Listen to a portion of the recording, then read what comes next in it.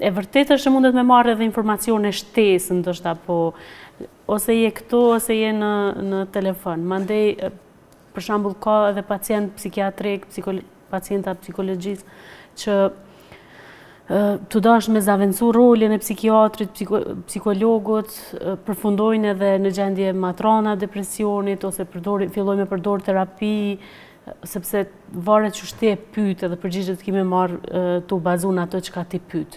Dhe për me pyt për profesionet caktume të dosh me pas një eksperiencë profesionale, dosh me njoh pak për shembull fushën caktume, edhe mi thith ato informacione ose mi marrë edhe mi praktiku, duhesh me ditë çka je tu pyet. Kështu që po shoh shpesh pacient, klient që po fillojnë me përdor terapi psikiatrike si rekomandim i ChatGPT-s, edhe pse shpesh është që heziton, nuk t'jep informacion direkt për terapit, po jep edhe informacione për terapit.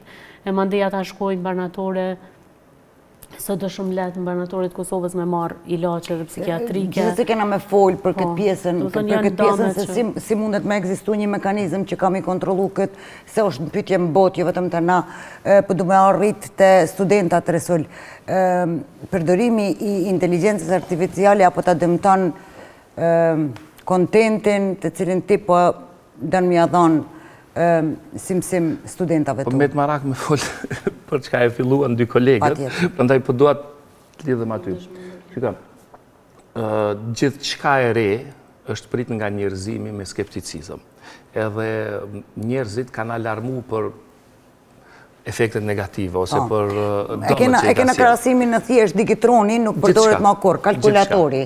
E kemi të zavensume në telefon. Aman, asnjë nuk ka qenë si inteligjenca artificiale. Inteligjenca artificiale, ose kur kam rri njerëzimi në këtë stat që të krijoj inteligjencën artificiale, se njeriu e ka kriju, është kreaturë e njeriut,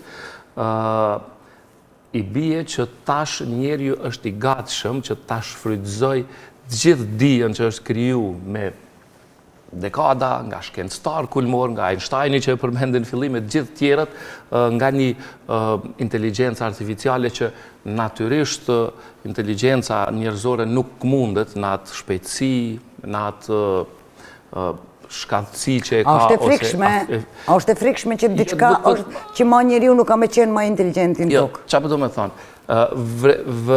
Vërejtjet janë ose a e zavencon njeriun, edhe a e hup atë anën humanet njeriut. Unë mendoj që nëse ka diçka që njeriun e ka dehumanizu është orari i punës tetor.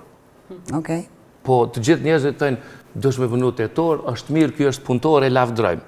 Ama tetor që e ka dehumanizu njeriun, e ka lodh njeriun, e ka robotizu, nuk i ka lënë kohë edhe nuk i lën kohë edhe sot e kësaj dite për vete, për hobit e veta, për pasionet e veta, për shoqëri, për familje, për kur gjo.